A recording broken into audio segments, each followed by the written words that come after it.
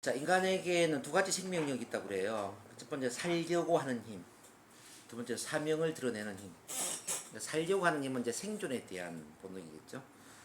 이제 사명을 드러내는 힘은 뭐냐면은 내 삶의 의미를 더하고 삶의 목적에 걸맞는 그런 삶을 살고자 하는 힘을 이제 사명을 드러내는 힘이다. 이렇게 봅니다. 그래서 우리가 정말 행복한 삶을 살려면은 이 두 가지의 힘을 잘 활용해야 돼요. 살려고 하는 힘을 통해서 어떤 살아가는 문제, 그리고 이제 정말 이 세상에 나만의 의미 있는 공헌을 하고 나만의 그 삶의 목적에 맞는 가치 있는 삶을 살고자 하는 이제 이런 두 가지가 드러나야 됩니다. 행복의 4단계를 보면은 이거는 뭐 자주 제가 이야기하는 거지만은 우선 문제 해결에서 창조로 가야 된다는 거죠. 문제 해결에서 창조적인 삶을 하는데 그러기 위해서는 생존을 뛰어넘어서 안정, 안정을 뛰어넘어서 성공, 성공을 뛰어넘어서 의미 있는 삶을 살아야 된다는 거죠. 근데 이제 이 생존이 해결 안 되면은 안정된 삶이 안 되죠. 당연히 안정이 안 되면은 성공은 이 성공적인 삶을 살 수가 없어요. 근데 성공 위에 의미 있는 삶이 얹혀진다 이렇게 보시면 됩니다. 자, 그럼 이제 오늘 의미 있는 삶을 한번 쭉 같이 나눠보도록 하는데요. 어떤 경우에도 인생에는 의미가 있다고 그래요. 이 의미 추구 심리학을 만든 사람이 빅터 프랭클이라는 분인데요. 유태인 의사죠. 유태인 정신과 의사인데 이분이 40년대에 아우슈비츠 수용소라고 죽음의 수용소에 감금이 됩니다. 그래서 이제 그 아우슈비츠에서 자기 모든 가족을 다 잃어버리게 되죠. 그러니까 이제 부모님도 다 돌아가시고 자기 아내도 죽고 자기 아들 딸도 다 죽죠. 혼자만 살아남았어요. 근데 정신과 의사다 보니까 이분은 그 아우슈비츠 수용소를 하나의 그 심리 연구를 하는 그런 환경으로 설정을 해요. 그러면서 이 아우슈비츠에서 죽어가는 사람과 살아남는 사람의 차이를 만드는 게 뭘까? 그 차이에 주목을 하게 되죠. 근데 이제 이 살아나는 사람들은 어떤 사람들이냐면은 그 적박한 그 죽음의 수용소에서조차도 자신만의 의미를 추구하더라는 거죠. 어떤 사람은 화단에 이제 꽃을 심었는데 이 꽃이 언제 피어날까? 이 꽃을 반드시 난 보고 싶다. 꽃을 봐야 된다는 그 의미를 추구하는 거예요. 이 교도소에서는 음악을 틀어주지 않겠죠. 그러면 이제 교도소 갇히기 전에 뭐 베토벤 운명 교향곡이라든지 이런 음악을 들었던 기억이 있지 않겠습니까? 어떤 사람은 내가 반드시 살아나가서 나는 운명 교향곡을 한 번 더 들을 거야. 이런 의미를 추구하더란 거죠. 또 어떤 사람은 내 아들을 만나서 아들이 장가가는 걸 난 반드시 봐야지.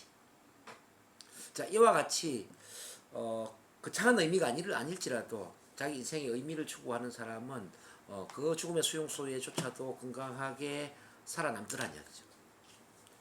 그래서 우리한테 그 어떤 행복을 주는 것은 자, 어떤 욕망이 아니다. 이제 욕망 중심에서 의미 추구 중심으로 바꿔야 된다라는 이야기를 하는 거예요. 그럼 이제 이 의미를 찾기 위해서는 어떤 질문을 해야 되느냐? 자, 이 세상에 어딘가에 나를 필요로 하는 무엇이 있으며 누군가 있다라는 그런 믿음을 한번 가져보자는 거죠. 이 세상에 나를 꼭 필요로 하는 그런 무엇, 누군가 있다는 거죠. 그러면서 내가 하고 싶은 것을 하는 인생이라고 보는 인생관에서 내가 해야 할 것, 이 세상에 태어난 의미와 사명을 실현하는 것이 인생이다라고 보는 인생관으로 전환이 필요하다. 지금까지 아마 여러분들은 하고 싶은 걸 해야 된다는 쪽 생각을 했을 거예요. 그래서 우리는 주로 이제 성공하기 위해서 많이 다루는 게 되고 싶은 것, 하고 싶은 것, 가지고 싶은 것, 꿈의 목록을 작성해 보세요. 아마 이런 이야기 많이 들어보셨죠? 근데 이 꿈을 이루어 본들 그게 별로 의미가 없더라는 거예요.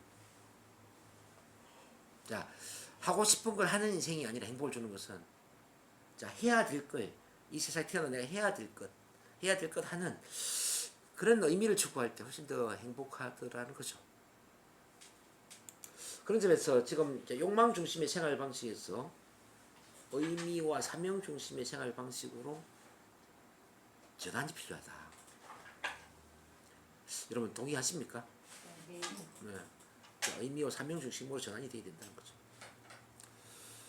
자, 그러면 의미와 사명을 찾기 위해서 어떻게 해야 될까? 자, 이런 질문을 해봅니다. 나는 나의 인생이 내게 무엇을 하기를 바라고 있는 것일까? 내가 인생한테 질문하는 게 아니고요. 내 인생이 나한테 질문한다고 반대로 생각하는 거죠. 내 인생이 나한테 질문을 한다고 생각해봐요. 나는 나의 인생이 내게 무엇을 하기를 바라고 있는 것일까? 정녕 나의 인생이 나한테 바라는 게 뭘까 이거지. 그리고 나를 진정으로 필요로 하고 있는 사람은 누구일까? 그 사람은 어디에 있을까? 자, 나를 진정으로 필요로 하는 사람은 제가 앞서 말씀드렸지만은 이 세상 속에 가족과 같은 사람. 지금 우리 친가족이 있는 것처럼 이 세상 속에 가족과 같은 사람은 어디에 있을까? 네. 내게 바라고 있는 해야 할 그 무엇과 나를 필요로 하는 사람을 위해서 내가 할 수 있는 것은 무엇일까? 이미 이제 여기 계신 우리 이사님들은 여기에 대한 질문의 답을 다 찾으셨죠? 자, 그런 거 저는 알고 있습니다. 자, 이렇게 이제 우리가 의미 있는 삶을 추구해야 됩니다. 우리 내면 깊은 곳에는 정말로 소중한 사람이 되어서 세상을 변화시키고 공헌하는 위대한 삶을 살고자 하는 그 열망이 있습니다. 그것은 인간의 타고난 권리일 수가 있습니다. 자, 그럼 이제 사명이 뭔가를 지금부터 공부를 해봅니다. 사명, 미션. 정체성과 사명은 뗄 수가 없는 관계입니다. 정체성은 바로 사명에 대한 감각이라고 그랬죠. 앞서 그렇게 배웠죠. 하나씩 이제 뜯어봅니다. 어떤 집단이나 개인의 미션은 종종 그들에게 달성되도록 맡겨진 목적이나 일을 의미하기 위해서 종종 사용된다고 그랬어요. 자, 어떤 집단이나 개인의 미션은 달성되도록 맡겨진 일. 즉, 우리의 삶의 미션은 뭐냐면 우리의 삶에서 달성하도록, 우리의 삶에서 반드시 이루도록 맡겨진 그런 임무 수행과 관련이 있다. 또 삶의 목적과 관련이 있다 그러죠. 가장 넓은 의미에서 미션은 일부로서 속해 있는 보다 큰 시스템과 관련해서 개인이나 집단의 역할이나 목적과 관련됩니다. 자, 예를 들어서 다른 무엇과 관련해서 그들이 누구인가, 그들의 목적이 무엇인가 관련이 됩니다. 자, 이거죠. 내가 속해 있는 시스템이라면은 가족, 직업, 지역사회, 국가, 세계, 이게 속해 있는 시스템이죠. 이 속에서 나의 역할이 무엇인가, 역할이 무엇인가, 그리고 내가 이루어야 될 그 목적이 무엇인가. 또는 아까 세상에 가족과 같은 사람이 있다고 그랬잖아요. 그 사람들과 관련해서 나는 누구인가 와 관련이 된다는 거죠. 저 같은 경우에는 몸과 마음, 영혼에 상처와 아픔이 있는 사람들과 관련되죠. 그리고 이 세상 속에 제가 이 대한민국 사회 속에서 그런 상처와 아픔 있는 사람들을 치유한 치유 시스템을 만들어내고자 하죠.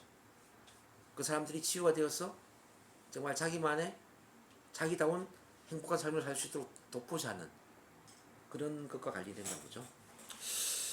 자, 그 다음 보세요. 미션은 집단이나 개인이 참여하고 기여하는 보다 큰 시스템과 관련해서 진출될 필요가 있다. 개인의 미션은 일부러 참여하고 있는 집단이나 조직과 관련될 것이다.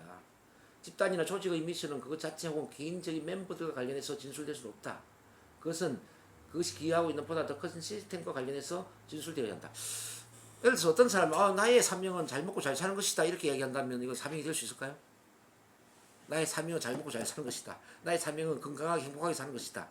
이게 사명이 될 수 있을까요? 예, 될 수가 없습니다. 개인의 사명은 개인을 위한 것이 아니에요. 개인을 뛰어넘어서 개인을 초월해서 개인 속해 있는 그 시스템 속에서 이루고자 하는 게 뭔가, 이게 사명이라는 겁니다.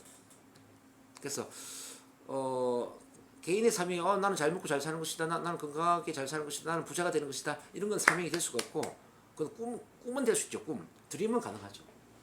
자, 기업의 사명도 마찬가지죠. 우리 기업은 우리 직원들이 부자가 될 수 있도록 돕는 것이다, 이렇게 한다면 이게 사명이 될까요? 우리 기업은, 우리 회사의 사명은 우리 회사 직원들이 잘 먹고 잘 살도록 돕는 것이다. 사명이 될 수 없죠. 회사의 사명은 회사를 뛰어넘어야 된단 말이죠. 회사에 뛰어넘어서 회사 속해 있는 그 사회 시스템 속에서 어떤 것을 이루도록 도울 것인가 생각하게 돼요. 그래서 우리 회사의 사명은 우리 직원들이 잘 먹고 잘 살도록 돕는 것이다 라는 게 아니라 우리 회사의 사명은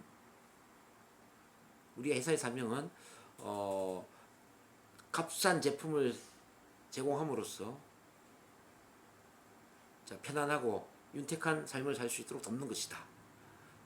그러니까 소비자들에게 값싸고 질 좋은 제품을 제공함으로써 자, 편안하면서도 윤택한 삶을 살 수 있도록 돕는 것이다. 이렇게 한다면 사명이 될 수 있을까요? 이거는 이제 회사가 회사를 뛰어넘어서 이루고자 하는 거잖아요. 그래서 이제 개인의 사명은 개인을 뛰어넘어야 되고 회사의 사명은 회사를 뛰어넘어야 된다는 거 말씀드립니다. 개인의 미션은 그 자신에게만 단지 도움이 될 수는 없는 것입니다. 또한 집단의 사명은 집단 그 자체를 위해서만 단지 도움이 될 수 있는 것은 아닙니다. 그렇죠? 그러므로 개인의 미션은 개인이 특별한 시스템과 관련해서 이바지하고자 하는 그 목적, 예를 들면 기여하거나 성취하기 위해서 그에게 맡겨진 것, 그런 것과 관련이 되는 것이죠. 우리의 미션은 우리가 일부러 참여하고 있는 보다 큰 시스템 안에서 우리의 역할과 관련해서 정의되고 표현되어야 된다. 요즘 이해가 되시나요? 이 개념을 잡아야 됩니다. 개념. 그래서 사명은 나만을 위한 게 아니라 나를 뛰어넘어서 자, 내가 속해 있는 그 시스템 속에서 누군가를 위해서 도움을 주고 이바지하고 기여하는 것, 이걸 이제 생각해야 돼요. 자, 그러면 이제 그걸 이해를 했으니까 지금 이제 우리가 사명을 이제 만들어 볼 텐데요. 마이크로 미션의 매트릭스를 정의를 한번 해보자. 일부로서 참여하고 있는 다양한 시스템은 전반적인 인생의 미션을 이끌어내는 마이크로 미션의 매트릭스를 형성한다. 이 마이크로 미션의 매트릭스를 채우기 위해서는 당시 일부로서 참여하고 있는 보다 더 큰 시스템, 예를 들면 가족, 직업, 지역사회, 전세계, 그리고 우주 안에서 당신이 가지고 있는 다양한 역할을 확인을 합니다. 각 역할에 대해서 당신의 마이크로 미션, 메타포의 핵심 정보를 한번 확인해 봅니다. 예를 들면 역할 정체성이 뭐냐면은 그 시스템 안에서 주요 요소 관련해서 나는 누구인가를 질문할 수 있고요. 자, 마이크로 미션은 역할 정체성으로서 나의 미션은 무엇인가? 메타포, 나의 역할 정체성, 마이크로 미션에 대한 나의 메타포는 무엇인가? 자, 핵심 질문. 성공적으로 미션을 실행하기 위해 지속적으로 물어볼 필요가 있는 질문은 무엇인가? 자, 이렇게 이제 질문에 대해서 예를 들어서 역할 정체성이 아버지예요. 아버지의 마이크로 미션은 성장을 위한 안전한 장소를 제공하고 만들어내는 것이 미션입니다. 메타포는 안아주고 보호해주는 양팔. 핵심 질문. 상황이 순조롭게 발전되도록 하기 위해서 필요한 또 다른 것은 무엇인가? 자, 이런 식으로 이제 질문을 우리가 만들어 보는 거예요. 지금 여러분들이 이제 같이 한번 해보는데, 그 다음 페이지 한번 넘겨봅니다. 지금 가족의 사명을 한번 만들어 볼게요. 가족의 사명을 만들기 위해서 가족의 역할 정체성을 찾아야 되고, 가족의 마이크로 미션, 메타포, 핵심 질문, 그리고 이제 가족 사명서까지 한번 써봅니다. 제가 예를 만들어 놨죠. 정동 박사의 경우를 보니까 역할 정체성이 가장, 남편, 아빠라는 정체성이 있었어요. 근데 마이크로 미션은 나의 가족들이 자기다운 삶을 살 수 있도록 경제적, 정신적, 사회적, 영적인 첫 만남의 환경을 제공하는 겁니다. 메타포는 둥지, 따뜻한 담요예요. 핵심 질문은 나의 가족들이 자기다운 삶을 살 수 있도록 내가 더 노력해야 할 부분은 무엇인가? 그래서 가족 사명서를 써보니까 나의 사명은 가장의 역할을 통하여 나의 가족들이 자기다운 삶을 살 수 있도록 경제적, 정신적, 사회적, 영적인 첫 만남의 환경을 제공하는 것이다. 이렇게 봅니다. 자, 직업으로 넘어갑니다. 직업의 역할 정체성, 마이크로 미션, 메타포, 핵심 질문, 직업 사명서를 한번 써보는데요. 직업 사명서 지난번에 썼죠? 네. 그걸 그대로 가져오셔도 괜찮아요. 자, 저희 경우 보세요. 역할 정체성은 NLP 체면 치료 지도 교수, NLP 체면 치료사, 참만남 심리가족의 멘토, 뭐 이렇게 여러 정체성이 있습니다. 마이크로 미션은 문제를 뛰어넘어 기적의 치유와 혁명적인 변화를 하도록 돕는 것. 메타포는 태양입니다. 특히 정동진에 뜨는 태양.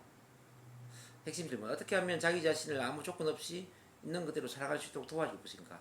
이런 질문을 합니다. 직업 사명서를 써보니까 나의 사명은 사랑의 치유사의 역할을 통하여 상처와 아픔이 있는 모든 사람들에게 참만남 치유 시스템을 활용하여 기적의 치유와 혁명적인 변화를 통하여 의식성장과 자기다운 삶을 살도록 돕는 것이다. 자, 이렇게 쓰여집니다. 자, 지난번에 썼던 거니까 뭐 편안하게 쓰실 수 있겠죠. 사회, 국가, 전 세계를 하나로 묶었는데 지역사회나 국가적인 차원에서 내 역할이 뭔가를 봐야 됩니다. 역할 정체성, 마이크로 미션은 뭔가, 메타포 핵심 질문은 뭔가, 직업 인생 사명서는 뭔가. 여기 이제 인생 사명서 나왔죠. 근데 인생 사명서가 직업 사명서랑 똑같이 일치가 된다면은 가장 제대로 된 사명을 갖고 있는 거예요. 직업 사명서 다르고 인생 사명이 다른다면은 지금 하는 일을 장기적으로 그만두고 인생 사명으로 옮아가야 되겠죠. 그렇죠? 그럼 저 얘기로 봐봐요. 자, 저는 참만남 지도자, 의식 지도자입니다. 마이크로 미션은 완전한 자기 사랑을 통하여 의식 성장을 돕는 겁니다. 메타포는 횃불. 핵심 질문: 모든 사람들이 아무 조건 없이 있는 그대로 자기 자신을 사랑할 수 있는 참만남의 환경을 어떻게 구축할 것인가? 자, 인생 사명서를 써보니까요. 나의 사명은 사랑의 치유사의 역할을 통하여 아픔과 상처가 있는 모든 사람들에게 참만남 치유 시스템의 다양한 프로그램을 활용하여 기적의 치유와 혁명적인 변화를 통하여 문제를 뛰어넘어 의식 성장과 자기다운 삶을 살도록 돕는 것이다. 직업 사명과 똑같죠? 저는 인생 사명이나 직업 사명이나 똑같아요.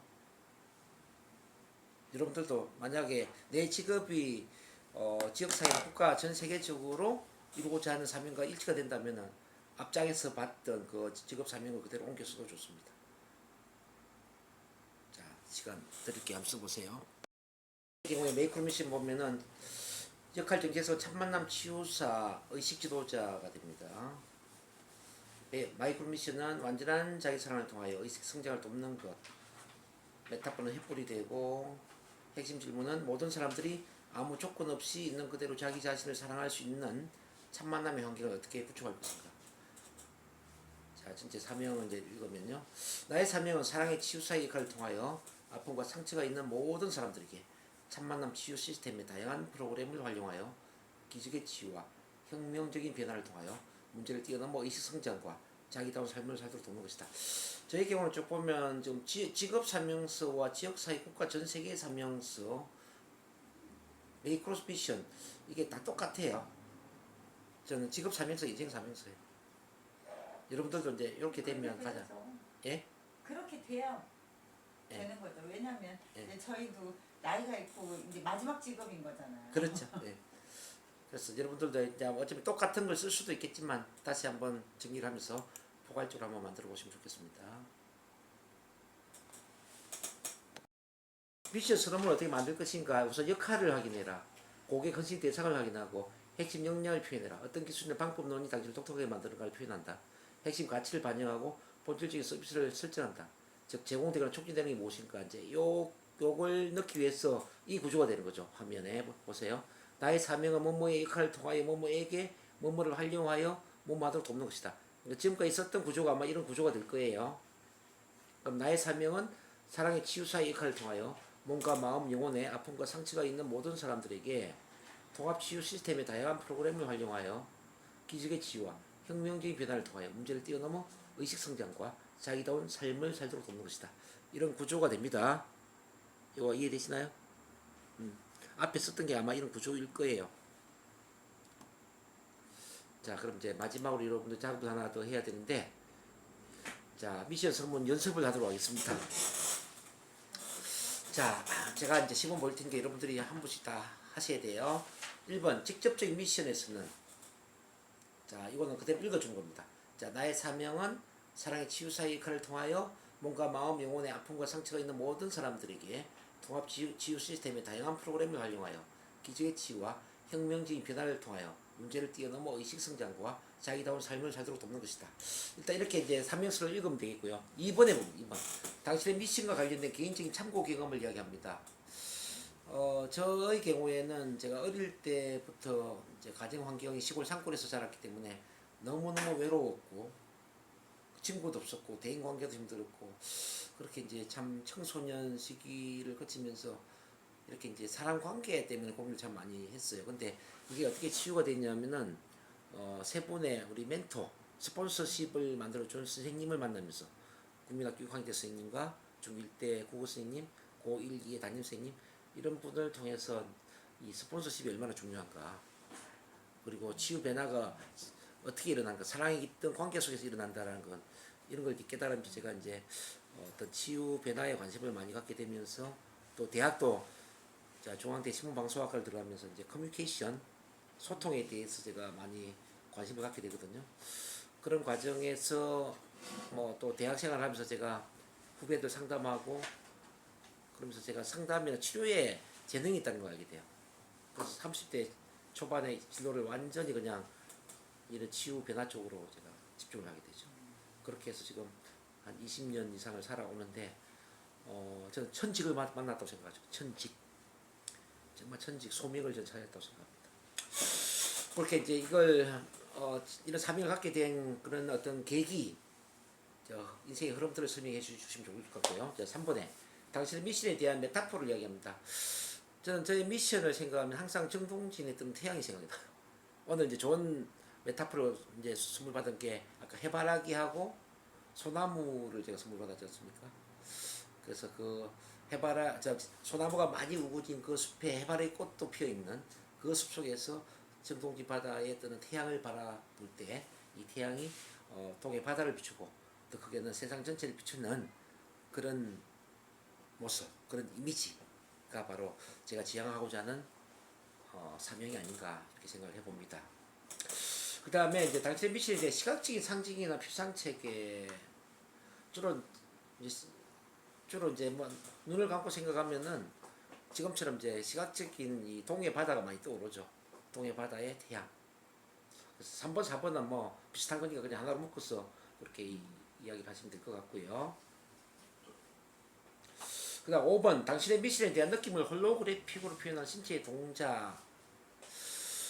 저는 이 만세 부르는 이거 있잖아요. 이거 그 쇼생크 탈출에 보면은 쇼생크 탈출의 주인공이 20년 동안 굴을 파가지고 그러면서 이제 그 축구장의 한 4배 길이가 되는 그 하수관을 통과해서 나중에 비가 억수로 쏟아지는 날 이제 이른바 탈출에 성공하거든요. 그러면서 자 하늘 바라보면서 이렇게 이제 만세를 부르는 요런 이제 아마 영화 포스터 보신 적 있을 거예요. 네.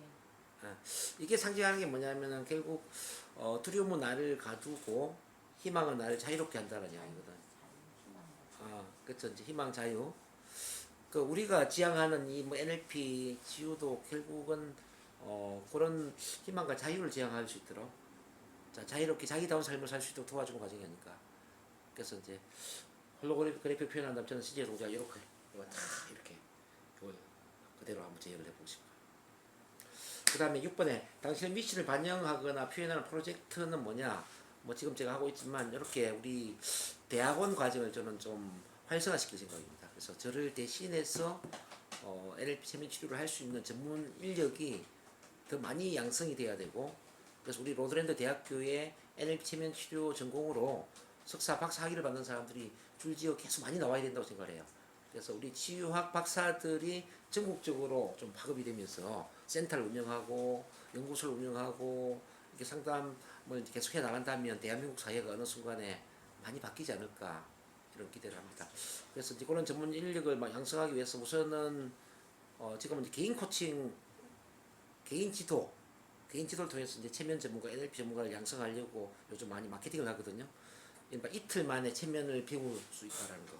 16시간, 8시간씩 이틀 투자를 하면은 체면 전문가 과정을 기본적으로 다 배우는 거예요. 또 8시간씩 이틀을 투자를 하면은 NLP 치료에 관련된 전문 분야를 다 배우는 거죠. 그래서 그렇게 개인 지도를 통해서 NLP 체면 기본 과정을 배우도록 도와주면서 자연스럽게 우리 대학원 과정에 일요일 날 들어올 수 있는 통로를 만들려고 합니다. 그리고 이제 앞으로 또 줌 미팅 강의를 제가 좀 더 활성화시키고, 이제 줌을 지금 해보니까 상당히 효과적이에요. 우리 오행수 이사님 그렇지 않습니까? 월요일날 이제 이번 주 월요일부터는 4주 명리학을 들어갈 텐데, 어쨌든 우리 한숙 이사님도 줌 미팅을 좀 애용해주면 좋을 것 같아요. 그래서 줌 미팅을 저희 전국적인 좀 시스템도 좀 만들면 좋겠다. 이런 프로젝트를 갖고 있습니다.